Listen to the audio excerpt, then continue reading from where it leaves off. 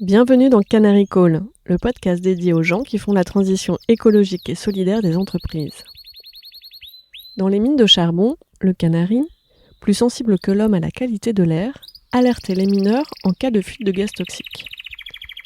Lorsque le canari s'agitait dans sa cage, cela signifiait que les hommes devaient sortir de la mine en urgence. Je suis Perrine Grua et j'ai créé ce podcast pour amplifier la voix de celles et ceux qui réussissent à conjuguer au présent leurs talents, leurs convictions personnelles, les besoins du monde avec leur métier. Avec Canary Call, mon objectif est aussi de convaincre de miser sur ces canaris qui sonnent l'alerte et agissent juste à temps. Leur engagement est contagieux. En les écoutant, les portes des possibles s'ouvrent et l'envie d'agir nous gagne.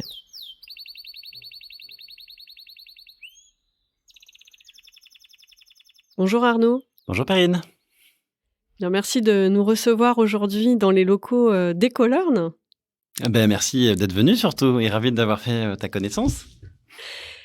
Tu connais l'histoire du canari. Si toi tu étais un animal, tu serais lequel et pourquoi ? Alors, ayant écouté un podcast que tu avais fait précédemment, je me doutais que tu posais ces questions, donc j'ai réfléchi et je vais choisir la girafe.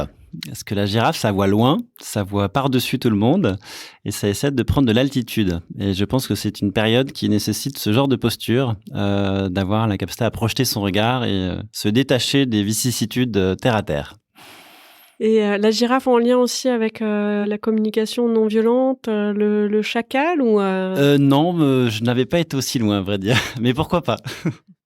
faire confiance à sa girafe pour et accueillir son chacal, mais sans tomber dans des accès finalement de violence, hein, parce que c'est un peu le contexte.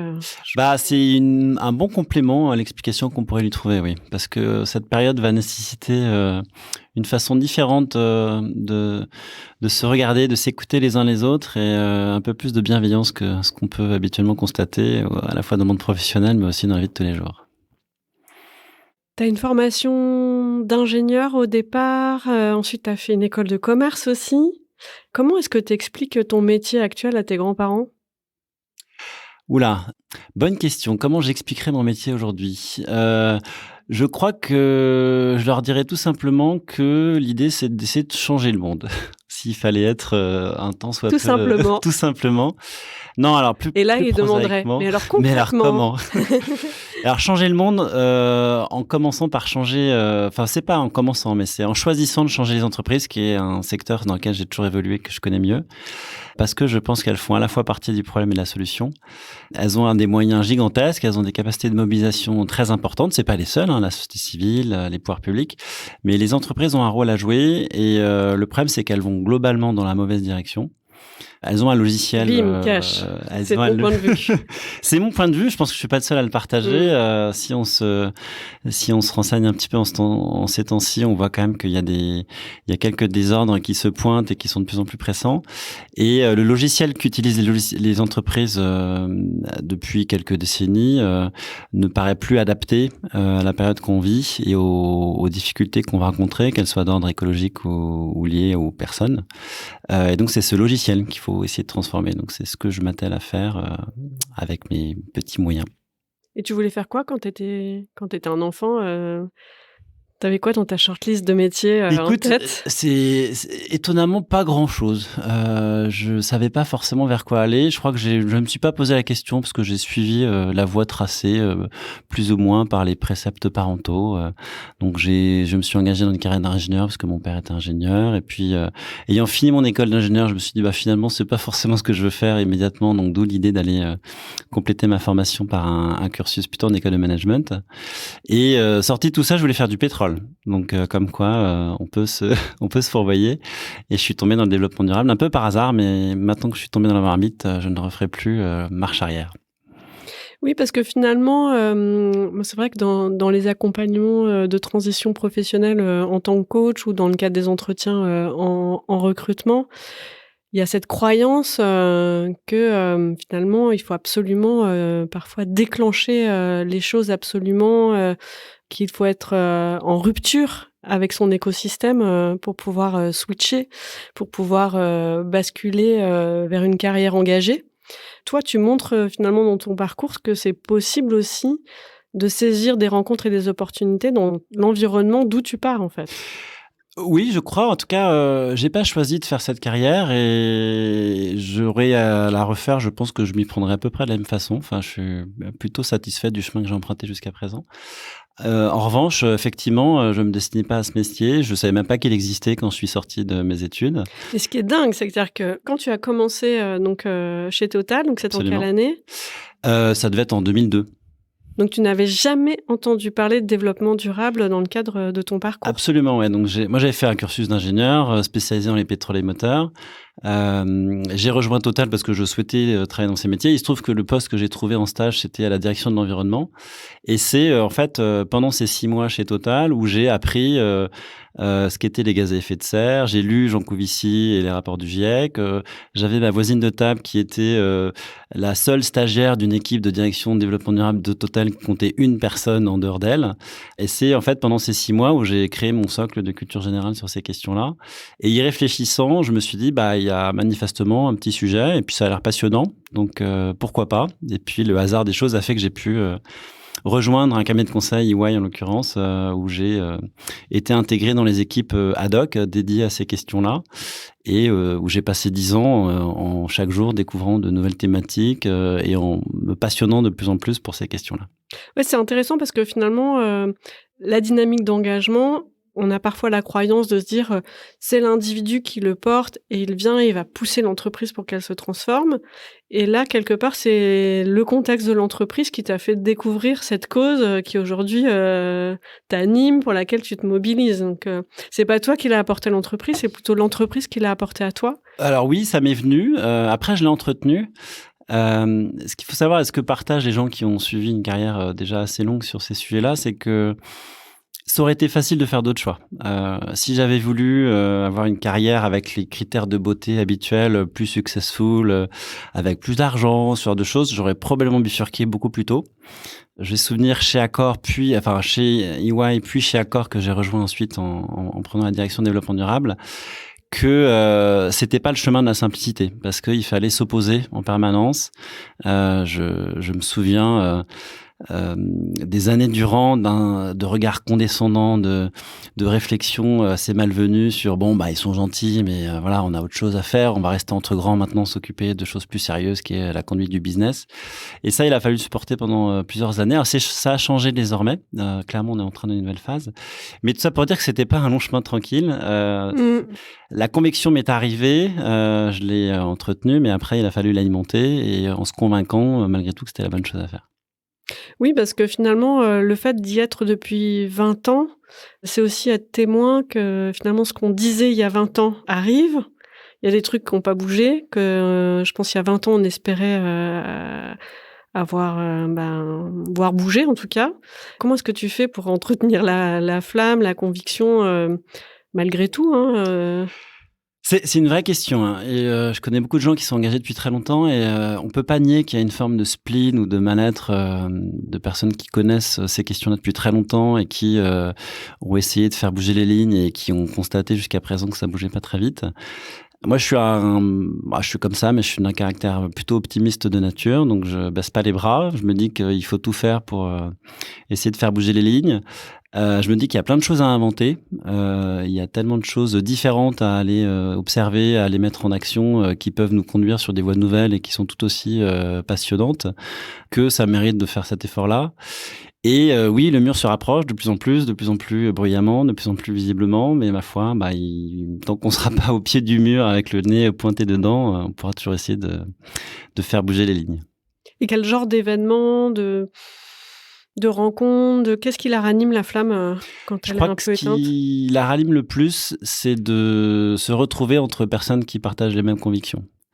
Moi, j'ai la chance maintenant aujourd'hui d'être formateur, de dispenser cette bonne parole entre guillemets auprès de personnes qui veulent se consacrer désormais à agir en faveur du développement durable d'entreprise. Et c'est ressourçant parce qu'en fait, on partage tous les mêmes convictions, on partage tous aussi la même vision d'un monde qui emprunte des voies compliquées pour essayer de trouver des solutions. Et le fait de se retrouver, de savoir que on essaie de se convaincre, savoir que c'est la bonne chose à faire, de partager nos difficultés, bah ça crée une forme de satisfaction, ça nous rassure et ça permet de rebondir quand on est un peu au fond du trou. Donc ouais, le collectif, je crois que c'est vraiment une façon de se souder les coudes pour continuer à avancer malgré tout. Et quelle est la petite voix que tu as écoutée quand justement les sirènes chantaient au cours de ton parcours avant? Tu dis, il y a plein de fois, j'aurais pu bifurquer vers plus simple, plus rémunérateur, moins, j'imagine, politiquement chahutant, et à chaque fois de choisir l'autre embranchement. Quelle est la petite voix que tu as écoutée? Alors, je pense qu'il y avait déjà la conviction que c'était la bonne chose à faire. Donc le sens, se raccrocher au sens parce que j'ai l'intime conviction que c'est... Une conviction cérébrale, Non, intuitive? Chardal, je crois. Enfin, c'est vraiment chevillé au corps. Je me dis, et de toute façon, je ne pourrais pas faire autrement. Je pense que, ayant connu maintenant quasiment depuis tout petit dans ma carrière professionnelle ce métier à sens, je pense que je déciderais de faire autre chose. Je me réveillerais nu et sans âme. Donc, pour moi, ça habite complètement mon monde professionnel. Et je crois aussi qu'il y a une envie de challenge, de se dire, puisque tout le monde est contre nous, on va leur montrer qu'ils ont tort et on va y arriver malgré tout. Le goût du défi, le goût de l'inconnu aussi peut-être, parce que finalement la page qu'on a à écrire, on va tous faire des trucs qu'on n'a encore jamais fait. Oui, je crois. Enfin, moi, je crois être plutôt ouvert d'esprit et plutôt désireux de découvrir, de faire preuve de curiosité. Et c'est vrai que ce nouveau dessin qu'on doit écrire tous ensemble, il n'est pas écrit. Bien malin celui qui dira où on sera dans 15 ans ou 20 ans. On a des pistes, on sait à peu près vers où aller, mais cet inconnu, il peut faire peur et je pense qu'il en effraie beaucoup. Mais c'est aussi une source d'épanouissement parce que justement, tout reste à faire. Et donc, oui, la quête de la nouveauté, ça, je pense que c'est aussi une source de motivation que je dois avoir quelque part. Et donc aujourd'hui, tu as cofondé EcoLearn, qui donc forme les gens à faire des trucs qu'on n'a encore jamais fait. Donc tu vas nous expliquer un peu plus après comment tu t'y prends pour nous former à cela opérationnellement et concrètement. Mais j'aimerais bien revenir sur un passage de ton parcours, justement sur comment tu es arrivé à la formation que je trouve vraiment inspirant et qui peut être utile pour nos auditrices et nos auditeurs. Si j'ai bien compris, c'est un side project qui t'a amené à cette nouvelle opportunité. C'est-à-dire que tu avais déjà un job conséquent de direction du développement durable au sein de grands groupes et à côté, tu donnais des cours. Oui, en effet. Alors, de la même façon que je suis tombé un peu par hasard dans le développement durable, je crois que je suis tombé aussi un peu par hasard dans le monde de la formation, même si j'avais une petite musique qui devait jouer intérieurement en me disant c'est quelque chose qui m'attire. Donc, il se trouve que quand je travaillais chez Accor au développement durable, j'ai été sollicité par Patrick Dumière, qui est devenu l'un des autres cofondateurs d'EcoLearn, pour venir témoigner en tant que praticien d'entreprise devant sa formation qu'il destinait aux futurs directeurs et directrices de développement durable. Et c'était un exercice que j'appréciais, que j'ai reproduit année après année. Et donc, quand j'ai décidé de quitter Accor, principalement parce que c'était après 7 ans d'exercice, je pensais avoir fait un peu le tour du sujet. Et puis surtout, j'étais déchargé d'énergie. C'est un métier, quand il faut faire bouger les lignes de l'intérieur, essayer d'indiquer la voie, il faut donner de sa personne, il faut impulser l'énergie personnellement. Et je crois que j'étais arrivé à un moment où j'avais plus cette énergie, et donc j'ai voulu passer le témoin à quelqu'un qui pourrait apporter sa nouvelle énergie. Et donc j'ai quitté Accor sans savoir forcément vers quoi je me tournerais. Et le hasard de la vie a fait que Patrick Dumière est venu me revoir avec un autre associé, Pierre Montel, qui avait conçu l'idée d'EcoLearn avec cette mission d'aller former en entreprise les acteurs qui pourraient à terme faire évoluer ce logiciel vers plus de durabilité. Et je me suis assez vite retrouvé dans ce projet. Sachant que moi-même, à travers ces 15 ans d'expérience que j'avais eu en RSE, en conseil et en entreprise, j'étais arrivé à la conclusion que les gens auxquels je m'adressais, que ce soit les dirigeants, les membres des conseils d'administration, les collaborateurs dans les équipes, fondamentalement ne comprenaient pas de quoi il en retournait. Il y avait une vision extrêmement tronquée et soit totalement inexacte, soit inexistante, soit très biaisée de la nature réelle des enjeux liés au changement climatique, à la biodiversité, aux inégalités. Et que tant que on ne changerait pas les choses, tant que ces interlocuteurs d'entreprise ne comprendraient pas profondément les ressorts derrière ces enjeux, on ne pourrait pas faire bouger les lignes. Et ce n'est pas intuitif. On est sur des sujets complexes qui sont d'ordre systémique, qui se renvoient tous les uns aux autres. Et donc, ça nécessite une démarche assez profonde de formation. Et je pense que voilà, ce constat que auquel j'étais arrivé après plusieurs années en entreprise, s'est réveillé au moment où le projet m'a été présenté. Et j'ai dit banco. Et force est de constater que c'était plutôt un bon pari. En tout cas, jusqu'à présent, ça se passe plutôt bien. Je suis sensible à ce que tu dis sur finalement aussi cette notion d'énergie qu'on donne quand on est le change maker à l'intérieur, quand on est l'activiste, le poil à gratter de l'organisation et qu'on conduit des changements. Et aussi à cette démarche finalement, pour ça je voudrais remettre l'accent sur finalement le rôle clé qu'a joué ton side project, ton investissement à côté de ton travail, parce que c'est vraiment quelque chose que je recommande en fait quand on a ce type de rôle en entreprise. C'est important de garder des investissements et un réseau et de le nourrir et de donner ailleurs que dans l'entreprise, parce qu'on donne beaucoup d'énergie, on donne beaucoup de soi dans ce type de métier. Mais c'est important de continuer de se nourrir, de rester connecté, de donner aussi, de créer des passerelles avec l'extérieur de l'entreprise, et que c'est souvent de là aussi que viennent naturellement les suites d'histoires, les suites de parcours. Donc c'est un joli témoignage. Et après, je serais ravie aussi de comprendre sur ce sujet de l'énergie.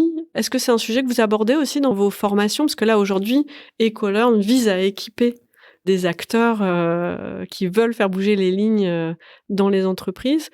Comment vous les équipez, en fait? Quel est l'objet des formations? Alors, la ligne directrice, le fil rouge conducteur de nos enseignements, c'est essayer de définir ce que pourrait être un modèle d'entreprise durable, c'est-à-dire ce logiciel. Comment faire évoluer l'entreprise dans toutes ses dimensions, sa gouvernance, son mode de financement, son organisation interne, son modèle d'affaires, c'est-à-dire le produit ou l'offre qu'elle délivre. Bref, toutes ces composantes. Qu'est-ce qu'il faudrait changer pour que ça devienne durable ? C'est-à-dire que ce soit réconcilié avec les limites planétaires, avec les grands enjeux sociaux auxquels on est confronté, dans la perspective d'une société apaisée, en adéquation avec cet environnement externe. Donc c'est vraiment ça le fil conducteur. Alors ça peut paraître un peu théorique, mais quand on le décline, ça devient assez concret. Donc on va se poser la question, typiquement sur la gouvernance, quelle doit être la place de la représentation des actionnaires versus d'autres parties prenantes, comme les collaborateurs, comme la société civile, etc., etc. Sur le financement, qui est un sujet qu'on s'est posé, nous, à titre personnel chez EcoLearn, puisqu'on est en phase de levée de fonds. Mais tu vas nous raconter dans ça. l'absolu, comment une entreprise peut réconcilier son besoin de financement qui est nécessaire, qui est utile, puisqu'une entreprise a l'impératif de profit, de rentabilité, parce que c'est une condition de durabilité au sens de perpétuation de son activité dans le temps. Donc cette condition nécessaire de résultats positifs, elle est inscrite et elle est même louable, elle est saine. En revanche, on peut assister à certains excès de la prise de contrôle du monde de la finance qui emmènent vers des trajectoires qui sont peut-être extrêmes. Et donc comment on peut trouver une forme de rééquilibrage pour que on puisse continuer à soutenir financièrement les entreprises sans basculer dans une forme d'extrémité. Donc tout ça, ce sont des choses extrêmement pratiques qu'on aborde. Et parce bien que évidemment, profitabilité ne veut pas dire forcément hyper croissance. C'est-à-dire qu'on peut être profitable sans partir dans un engrenage de toujours beaucoup plus. C'est ça que absolument. Que tu veux dire. En fait, il y a une question clé qu'on soulève aujourd'hui et à laquelle j'ai pas la réponse, qui est la question du juste profit. Donc, à quel niveau devrait être fixé un objectif de rentabilité, de retour sur investissement, de return on equity, quel que soit le terme qu'on utilise, qui ferait qu'on pourrait à la fois rémunérer l'actionnaire qui a besoin d'être rémunéré puisqu'il a consenti à un risque en investissant dans l'entreprise et il attend un retour sur investissement, et ça c'est acceptable, c'est louable. Mais néanmoins, il y a d'autres intermédiaires, d'autres parties prenantes qui ont aussi un intérêt financier et qui ont besoin d'être rétribués pour les efforts qu'ils ont consentis, les collaborateurs en premier lieu. Et ce qu'on observe depuis des lustres, c'est qu'il y a un écart croissant entre le retour de la richesse aux collaborateurs versus celui qui est accordé aux actionnaires. C'est un exemple. Mais il y a d'autres parties prenantes, et une qu'on a un peu oubliée, c'est la nature. La nature, elle s'exprime pas, elle a pas de droit, elle nous fournit plein de services, plein de matières premières, de ressources qu'on paye, mais qu'on paye pas à leur valeur réelle. En réalité, on paye les activités de transformation, de mise à disposition de ces services écosystémiques. Et pour autant, on a besoin de redonner à cette nature puisque on lui fait porter aujourd'hui des préjudices importants à travers les pollutions, à travers les émissions de gaz à effet de serre. Et ce réinvestissement au profit de la nature, il doit apparaître quelque part dans les comptes. Et ça viendra nécessairement décoter le profit qui est aujourd'hui transmis, redonné aux actionnaires, notamment. Est-ce que ça veut dire que vous êtes une école du modèle régénératif ? Pas nécessairement. On s'inspire de tous les modèles. Moi, mon sentiment, mais il n'engage que moi, c'est que le modèle de demain, il n'est pas écrit. Il y a eu un sous-investissement assez dramatique dans la réflexion conceptuelle autour du développement durable, mais pour une raison aussi simple que ce sujet-là n'a pas progressé aussi vite que dans l'entreprise, c'est que c'était pas attractif. Publier des papiers dans le développement durable, dans les grandes revues scientifiques, c'était pas aussi bien perçu que de publier en marketing, en stratégie. Et donc, il y a eu une forme de... Alors, je dis pas qu'il y a des très bons chercheurs qui ont continué à œuvrer, mais globalement, voilà, ça a été un peu mis de côté. Et on se retrouve... Alors, ce qui est intéressant, c'est que depuis 3, 4, 5 ans, on assiste à une forme un peu de phosphorescence intellectuelle où on remet en question beaucoup de dogmes qui étaient profondément ancrés dans nos consciences collectives. Et notamment, on enfonce enfin, je dirais, un coin dans le dogme de la croissance. Aujourd'hui, pour citer que lui, mais Thomas Pariquet est capable aujourd'hui de porter le discours de la post-croissance. Alors, il parle pas de décroissance, parce que les mots ont été une importance, mais de se dire, voilà, est-ce qu'il n'y a pas quelque chose à revoir sur le modèle qui nous a porté depuis la sortie de la Seconde Guerre mondiale. Et tout ça pour dire, voilà, qu'on est dans une effervescence de réflexion, de sortie de modèle, de changement de logiciel, que ce soit un logiciel de macroéconomie, de fonctionnement de nos sociétés. Et moi, mon sentiment, c'est que le logiciel du fonctionnement de l'entreprise de demain, il n'est pas écrit. Il y a plein de choses intéressantes à aller chercher. Le modèle de l'économie régénérative en est un. Il y a le modèle des multiparties prenantes. Il y en a d'autres.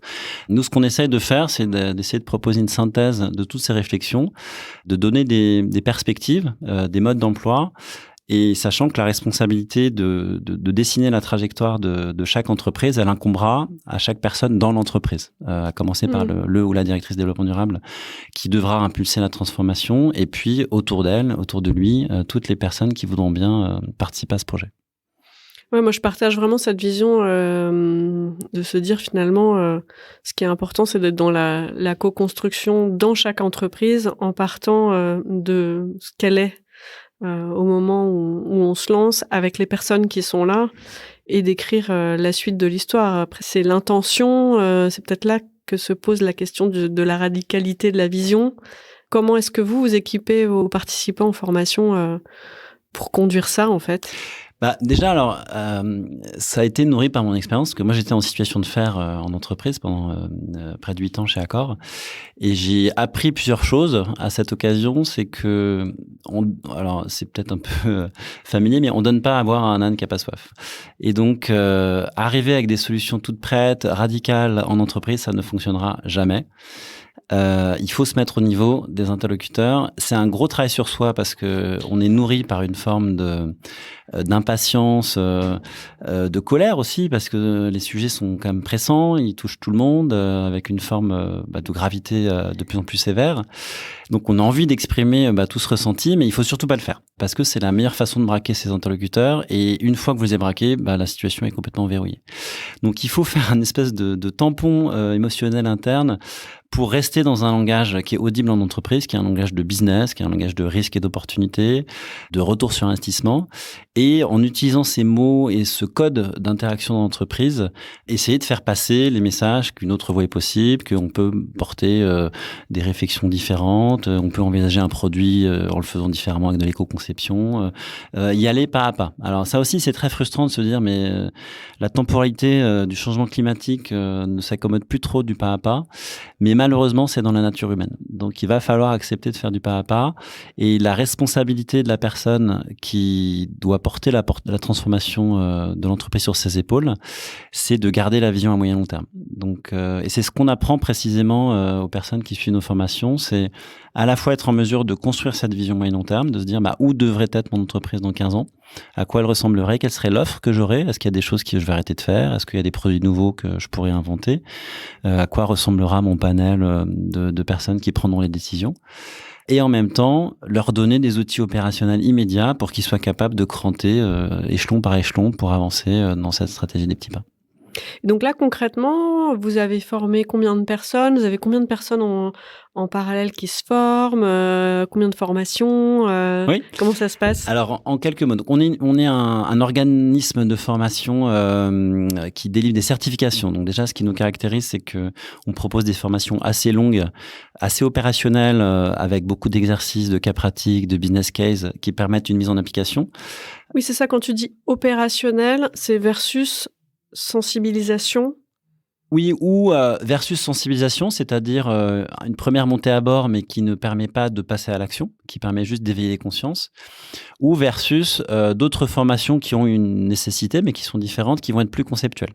Où là, on va nourrir l'intellect, on va nourrir la capacité de rationaliser, mais notre constat, c'est que c'est probablement insuffisant pour permettre le passage à l'action. Donc nous, en fait, on est une entreprise à mission, et c'est important dans la façon dont on fonctionne, parce que c'est vraiment au cœur de notre vision et de notre projet, et tout est construit autour de cette mission. Et notre mission, c'est d'apporter les compétences aux professionnels de l'entreprise pour permettre la transformation vers la durabilité. Et donc, quand on a écrit ça, la transformation, elle occupe une place importante, et ça oriente beaucoup la façon dont on conçoit les formations, parce que on ne se contente pas simplement de délivrer des savoirs, on veut que ce soit actionnable.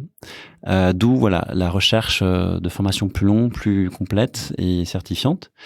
Alors, il se trouve qu'on délivre des formations à la fois en ligne et en présentiel, sachant que notre modèle est d'abord digital, parce que une des conséquences aussi de notre raison d'être, c'est que connaissant les urgences écologiques, sociales, on sait qu'on a à peu près une génération pour procéder à une transformation assez profonde du monde de l'entreprise et de la société en général.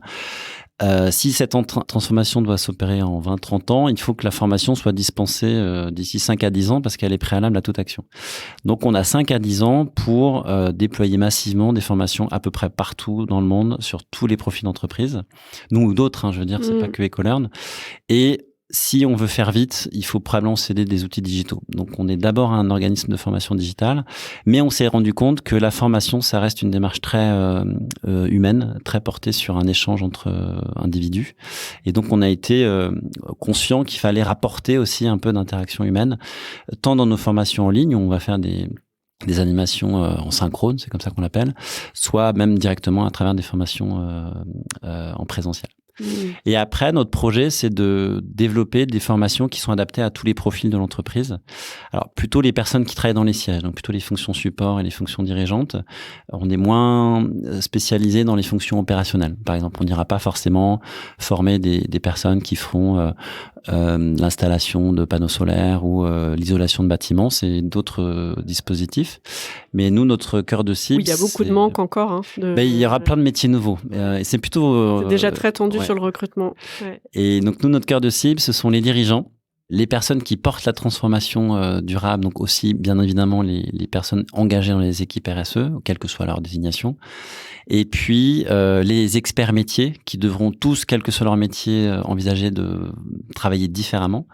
Donc, et les managers, soit RH, qu'on soit à la finance, qu'on soit à la tech, vous êtes tous les bienvenus. Voilà. Et du coup, vous venez de citer les formations qu'on va créer. Donc, aujourd'hui, on a créé des formations qui sont... Alors, on a commencé par les équipes RSE, qui sont les plus accessibles, les plus immédiates. On a embrayé sur les formations pour des dirigeants. Et ensuite, on est en train de constituer un portefeuille de formations pour couvrir toutes les thématiques. Donc là, il y a une formation sur le climat, sur les enjeux sociaux, et puis tous les métiers. Donc aujourd'hui, on propose des formations pour les équipes achats, pour les équipes finance. On va bientôt faire les équipes marketing, communication, les métiers de l'ingénieur, etc., etc. Vous avez formé combien de personnes jusqu'à maintenant ? Alors aujourd'hui, on compte très très bien les gens qu'on a formés, ce qu'on appelle en inter-entreprise, c'est-à-dire qu'on a eu dans des promotions et qui ont suivi un cursus. Donc aujourd'hui, on est à peu près à 1500. On a aussi délivré des formations, ce qu'on appelle en intra-entreprise, c'est-à-dire que pour les besoins d'une entreprise unique.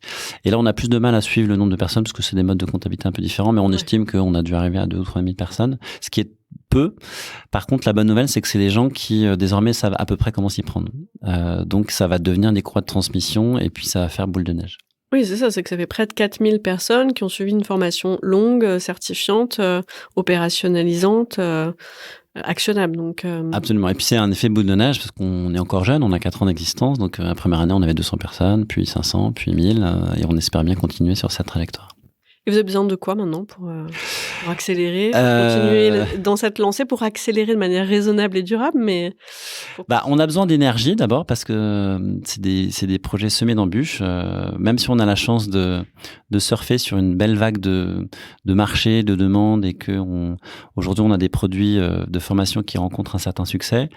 C'est beaucoup d'engagement de la part de toutes les équipes chez Ecolearn parce que c'est exigeant, parce que Vous êtes combien maintenant ? On est à peu près 25.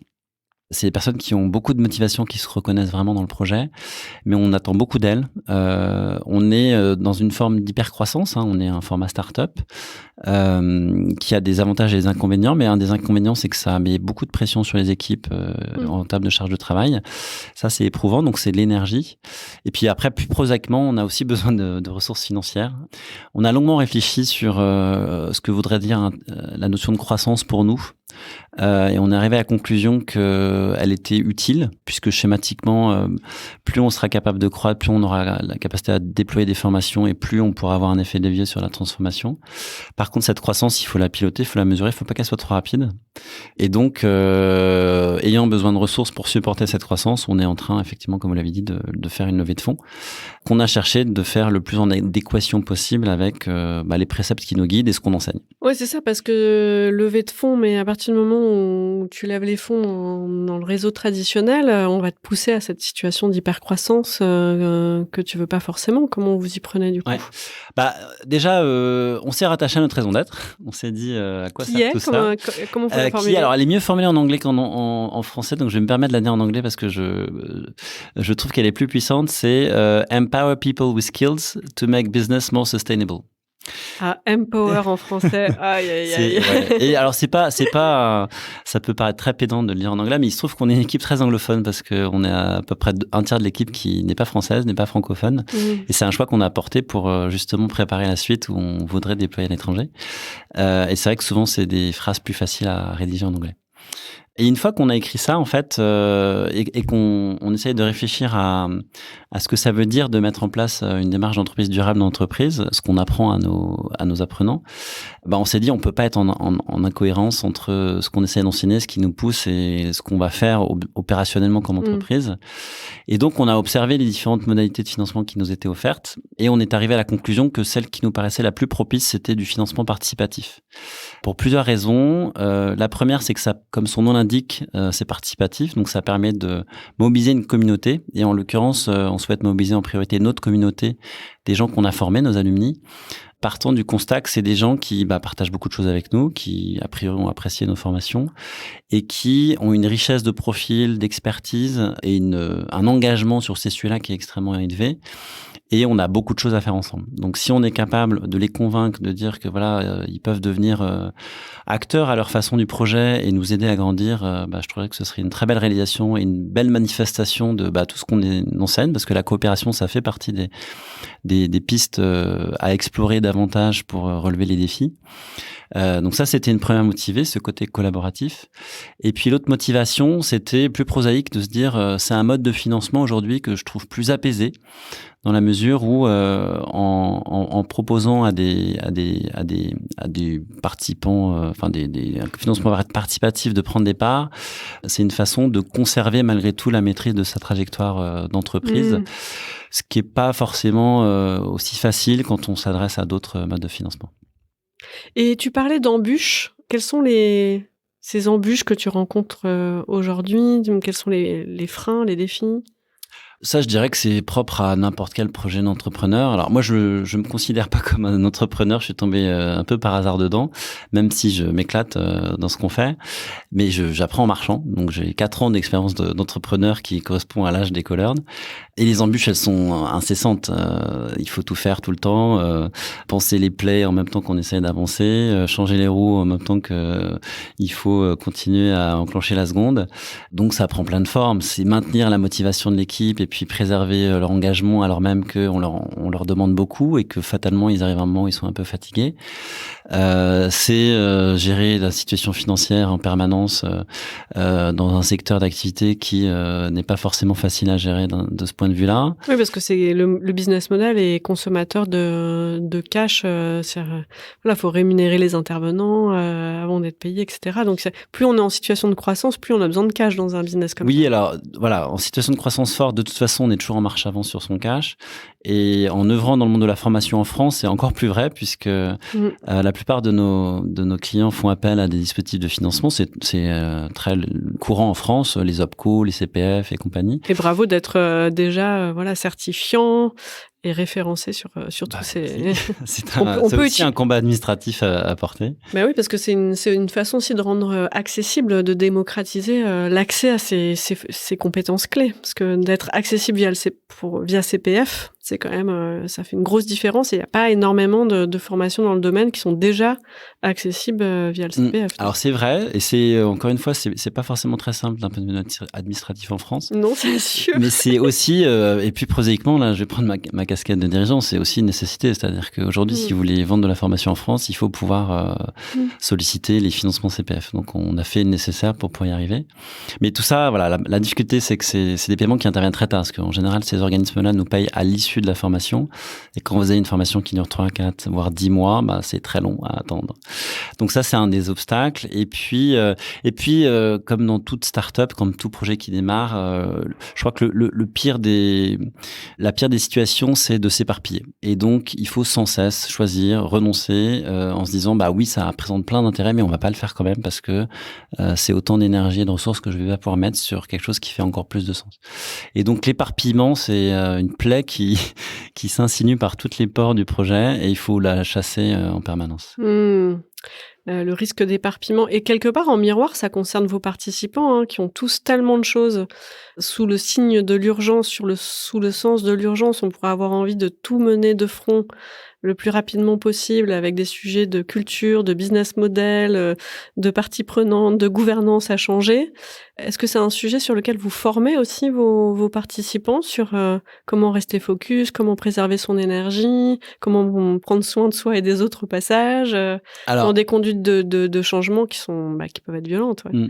Alors, oui, ce sont des messages qu'on passe et c'est aussi délivré à travers les interventions qu'on leur propose. Il faut savoir que nos formations en masterclass, c'est surtout des témoins, des experts qui viennent partager leur expérience et notamment la formation qui est délivrée auprès des futurs directeurs et directrices de développement durable, c'est beaucoup de pairs. C'est des gens qui sont en entreprise, dans les très grands groupes, qui ont des démarches emblématiques et qui se livrent un peu sans phare.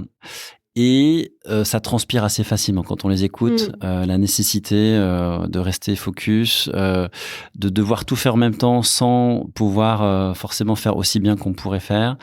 Donc ça, on l'explique. Après, on a des interventions qui vont plus porter sur les enjeux cognitifs et la façon de gérer cette dimension humaine. Après, malheureusement, le temps est compté et ce sont des sujets qui pourraient prendre des heures et des jours. Et à un moment donné, on est obligé de faire des fois. Et rien ne remplace de toute façon l'expérimentation par soi-même. Donc, on les prépare au mieux possible dans le temps imparti. Et en général, c'est vraiment dans les mois qui suivent que les choses se révèlent et qu'ils prennent conscience de la pleine capacité qu'ils ont et des problématiques telles qu'elles se posent. Oui, et puis c'est une fois qu'on est dedans, parce que c'est vrai que c'est des sujets, plus en fait on est engagé, plus les sujets ont du sens, plus on est passionné par ce qu'on fait, plus c'est galvanisant et en même temps il y a cette frontière à bien gérer pour pas s'épuiser au passage aussi et la notion de régénération c'est pour tout le monde, hein. C'est aussi pour les gens donc. Quel est ton canary call, le message que tu aurais envie de passer au plus grand nombre, ton cri d'alerte J'ai plutôt envie que ce soit positif parce que je trouve qu'on a suffisamment de messages négatifs en ces temps difficiles. Moi, je pense qu'il faut pas avoir peur de l'inconnu. Il faut pas avoir peur de sortir du cadre. C'est un peu ce qui m'a guidé, c'est ce sens du challenge là qu'on évoquait au début. Je crois que c'est un peu ça que j'ai au fond de moi.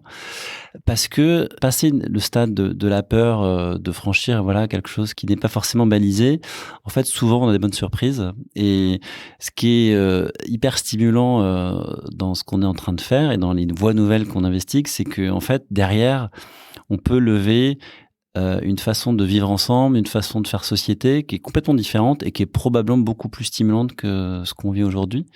Mais simplement, il faut oser. Il faut oser envisager de faire les choses autrement, de confier les rênes de l'entreprise à d'autres personnes que les actionnaires, d'accepter d'être moins rentable, ce genre de choses. Et je suis pas certain que ce sera un mal in fine. Mais il y a un certain courage à avoir et c'est l'incitation principale qu'on porte aujourd'hui tant aux personnes qu'on forme et surtout aux dirigeants, c'est avoir ce courage d'aller contre les incitations traditionnelles, les dogmes et se dire pourquoi pas, une autre voie est possible. Ouais, pourquoi pas, osons traverser nos peurs, vous verrez, on sera pas déçus. Merci pour ce message parce que c'est vrai que souvent pour traverser une peur, c'est la quête de quelque chose qui nous fait vraiment très envie, qui nous excite, qui nous attire, qui permet de traverser ces peurs. Et là, on sait qu'on ne connaît pas l'issue. On sait la direction vers laquelle on a envie d'aller, mais personne n'a la fin de l'histoire, en fait, Non. pour l'instant. Tous les univers sont possibles. Donc, les meilleurs comme les pires. Ouais, donc c'est pour ça que cultiver une vision aussi positive, c'est le moyen de traverser ses peurs et de se mettre tous en mouvement dans cette direction-là. Donc, c'est vraiment la raison d'être du podcast aussi, Bon. de donner envie, et peut-être de transmettre ce courage, parce que je pense que ça se transmet aussi le courage. Il y a une notion d'exemplarité. Bravo pour cette démarche entrepreneuriale de 4 ans déjà. Merci. Je pense que c'est un gros stade aussi à l'échelle d'une start-up, 4 ans. Hâte de connaître la suite. Et donc, si on veut participer, comment ça se passe à ta levée? Dis-nous. Si ça vous intéresse. Donc, on a choisi la plateforme de financement participatif Tudigo. Donc, vous allez sur le site de Tudigo, vous tapez dans le moteur de recherche EcoLearn et vous trouverez notre page qui décrit le projet. Vous aurez toute la documentation et vous pouvez souscrire. Donc, ne perdez pas de temps parce qu'on espère que cette levée de fonds sera dynamique et qu'elle sera la plus courte possible, gage qu'on a réussi à convaincre rapidement des investisseurs. Je mets le lien dans les commentaires du podcast. Merci beaucoup. Merci à toi Arnaud. Merci Perrine. Merci pour votre écoute. Pour être tenu informé de la diffusion des nouveaux épisodes, je vous invite à vous abonner au podcast sur la plateforme de votre choix et à suivre les comptes de Canary Call sur les réseaux LinkedIn, Twitter, Instagram, YouTube et Facebook. Pour amplifier la voix de mes invités, n'hésitez pas à commenter, partager ou même offrir vos étoiles.